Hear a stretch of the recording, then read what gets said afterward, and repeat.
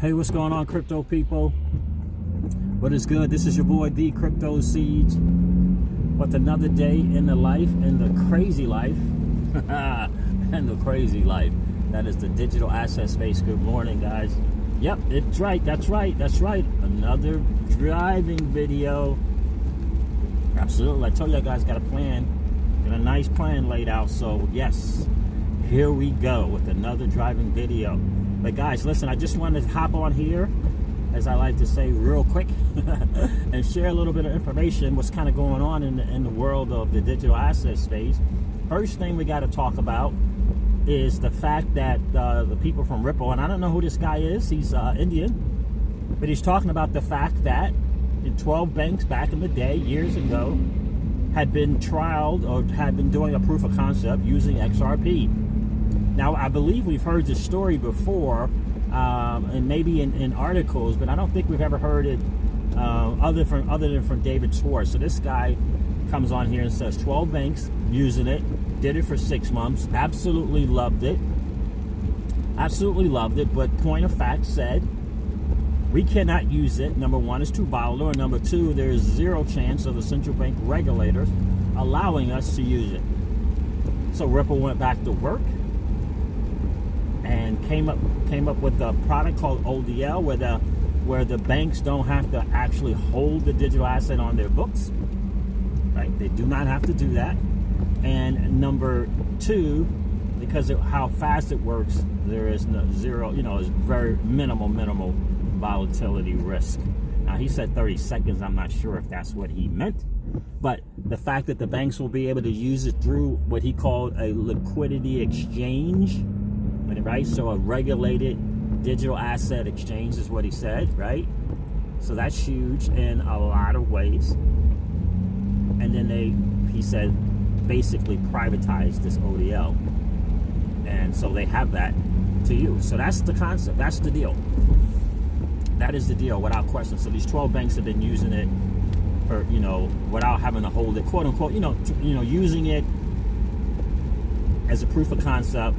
And then Ripple adjusted and pivoted and said, how can we do this where they don't have to hold it on their books, right? So that's Ripple, the company, is always making moves and always pivoting, according to the needs of their customers.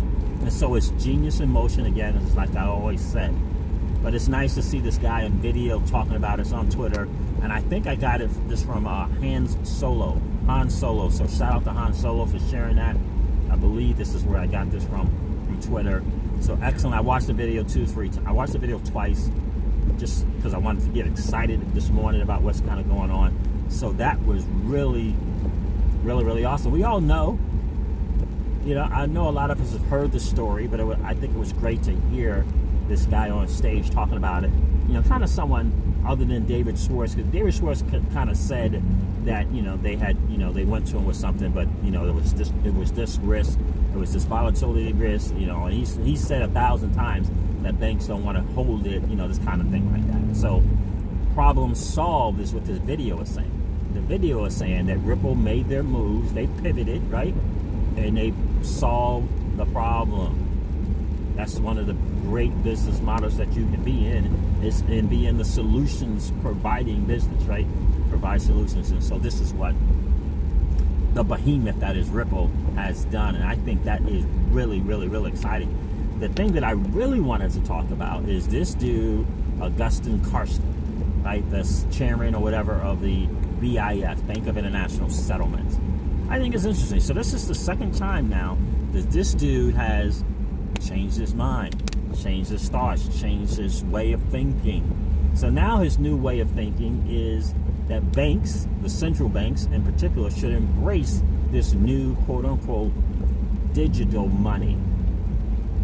And part of it, I'm going to go over this in the stream, but part of his reasoning, he was saying that banks should embrace that because the banks are a trusted system. Interesting words, choice of words there, but they can provide security and liquidity.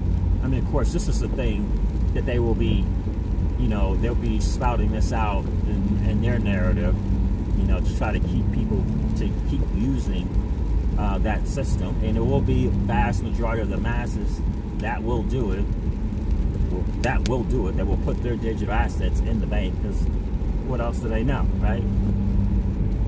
So think about that: trusted system, security, and liquidity. Interesting. But the fact that this guy has pivoted twice now, because the only time he would mention digital assets is he would say, I think it would be very useful as a settlement mechanism, right? That was his first change of heart, change of thinking, right? And that was obviously right after Madame Lagarde,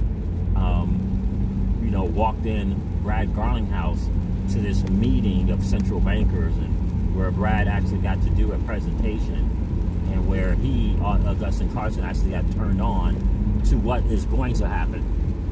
And I think that's the most important thing that Madame Lagarde got across, right? Because they're going to listen to her. They're gonna take her, objective opinion, right, and not feel like they're being talked to, or not feel like they're being quote unquote forced to. So they're gonna be open to listening to her. And I'm pretty certain, because she's really smart, that she got across to them. You don't understand. Ripple, the company, is doing this. They've identified a problem, and they've come up with a solution. The Internet of Value is real. Payments is a big part of it, and it's a simple thing to deal with, and we have the option. So she's like, you don't understand. Ripple has the answer, rather. They have this answer. And if you guys don't come up and figure this out, they're going to just go to the medium-sized and small banks and figure out and help them with their problem, free up their cash, give them an option where they do not have to deal with SWIFT and the big 7 or 8 banks, and begin to gain their market share. Do you understand? And that's, in my opinion, is why they have this change of heart. Is because Madame Lagarde, because of all her meetings with Ripple and Brad Garling's house, is like, oh wow, so this is happening.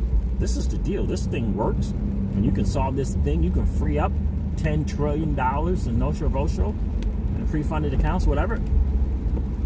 And then here's the other part. Let me ask you something. If we know about the Q2 and Q3 reports from MoneyGram, do you think that the people from the BIS know about it? Right? You guys have heard me say this before. Without question, in my humble opinion, MoneyGram's use of XRP on their platform and their business model was, in fact, Wall Street's institutional money, old money, and real money's proof of concept. It was their proof of concept, because they understand MoneyGram's business model. So don't you think that the people from BIS was like, so you're telling me a business, a company, just a regular company is using it, and this is what's going on, and they've discovered new income streams, new revenue streams from this by using this thing, this XRP thing?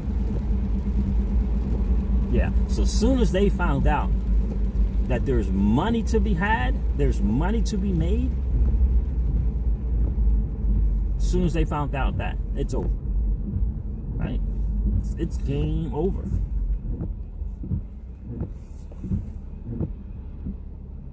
And that's what's going on. That's exactly what is going on. And so we're just in a blessed spot to be where we are, holding the greatest digital asset that's ever created, being in this space so early in the game. So early in the game, guys. It is unbelievable where we are and how blessed we are. It really, really is. So I hope you guys are excited. Stay tuned for the live streams. There'll be 2 live streams today, if not 3, but probably 2. I'm so glad I got an opportunity to kind of do the morning video Then it'll probably be an afternoon stream and then an evening stream. I think that'll be kind of the 3 that I will do. So we'll see how it goes. So it'll be a minute, you guys. It'll be a minimum hearing this crazy voice 3 times a day. So we're definitely going to cover this in the live stream as well, guys. But listen, I just wanted to hop on here, like I said, real quick and get this video in for you guys. So, guys, listen, never ever forget this, guys. Old money doesn't want you to win. They don't want us to win. They would rather us remain a cog in their perpetual wheel of trading our time for dollars. They don't want us to play in the same playground that they play in, where we allow our money to work for us. This is our chance to win, guys. The digital asset space is our chance to win. We are in the midst of the greatest transfer of wealth in the history of man. Are you participating? Or are you standing on the sidelines? Here's what I do know.